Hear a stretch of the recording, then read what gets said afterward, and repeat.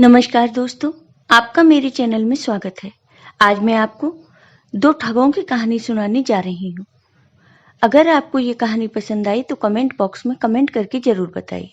साथ ही अगर आपने अभी तक मेरे चैनल को सब्सक्राइब नहीं किया तो सब्सक्राइब कर लीजिए और बेल आइकन पर क्लिक जरूर कीजिए, जिससे हमारे वीडियो के नोटिफिकेशन आपको मिलते रहें। अब सुनिए ये कहानी। दो ठग थे।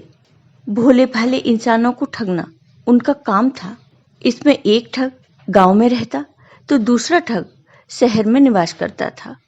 काफी समय से कोई आदमी उनके झांसे में नहीं फंसा तो गांव वाले ठग ने एक मटके में गाय का गोबर भर लिया तथा ऊपर 1/4 हिस्से में घी भर लिया और शहर की ओर चल दिया। इधर शहर वाले ठग ने मटके में रेह क्षारीय रेत भर लिया और ऊपर 1/4 हिस्से में बूरा भर लिया और गांव की ओर चल दिया। रास्ते में दोनों ठगों की भेंट हो गई। आपस में बातचीत हुई और एक दूसरे ने बाहर जाने का प्रयोजन पूछा तो गांव वाले ठग ने उसे बताया कि मेरे मटके में घी है, इसे बेचकर बाजार से घर की जरूरत का सामान लाऊंगा। इसी प्रकार शहर वाले ठग ने बताया कि शहर में हमारे बूरे की दुकान है, मैं बूरा बेचने गांव में जा रहा हूँ। गांव वाले ठग ने कहा, मुझे बूरे की आवश्यकता है, क्यों ना आप मेरा घी ले लो और बूरे का मटका मुझे दे दो। शहर वाले ठग ने कहा, ठीक है, अब हम मित्र बन गए, थोड़ा बहुत नुकसान मुझे होगा, कोई बात नहीं। यह कहकर दोनों ने एक दूसरे के मटके ले लिए और खूब प्रसन्न हुए कि मैंने उसे ठग लिया। घर जाकर गांव वाले ठग ने अपनी पत्नी से कहा कि खाना बनाओ, आज तो बूरे से भरा मटका ले आया हूं, खूब खाऊंगा। पत्नी ने खाना परोसा और दही में खूब सारा बूरा डाल दिया। ठग ने खाना खाया तो उसे कुछ कड़वा लगा, क्योंकि उसमें बूरा था ही नहीं, उसमें तो रेत था। उसने सोचा कि शहर वाले ठग ने उसे ठग लिया। इसी प्रकार शहर वाले ठग ने अपनी पत्नी से कहा कि आज मैंने गांव के आदमी को ठग लिया है, देसी घी का मटका ले आया हूं, आज देसी घी की पूड़ियां बनाओ। पत्नी मटके से घी निकालती है तो घी के साथ गोबर भी निकल आया। पत्नी ने अपने पति से कहा, आप ये क्या ले आए हैं, इसमें तो गोबर भरा है। ठग ने सोचा कि हम समझ रहे थे कि हमने उसे ठग लिया, वह तो हमें ही ठग ले गया। कुछ समय बाद गांव वाला ठग शहर वाले ठग के घर आया। शहर वाले ठग ने गांव वाले ठग का खूब सत्कार किया और सोने के बर्तनों में उसे खाना खिलाया और सोने के लिए बरामदे में चारपाई बिछा दी और अपनी पत्नी से कहा कि इन बर्तनों को छिपाकर रखना, नहीं तो ये ठग चुरा कर ले जाएगा।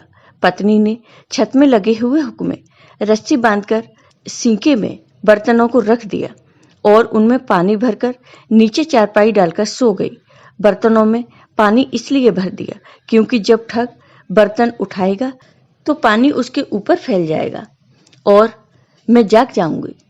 जब रात हो गई, सब सो गए तो गांव वाले ठग ने बर्तनों को खोजा, पर कहीं उसे बर्तन नहीं मिले। बाद में उसने छत की ओर देखा तो बर्तन दिखाई पड़ गए। उसने धीरे से चारपाई पर चढ़कर देखा तो बर्तनों में पानी भरा था। ठग धीरे से बाहर गया और रेत ले आया। ठग ने धीरे धीरे पानी में रेत डाला, रेत ने पानी सोख लिया।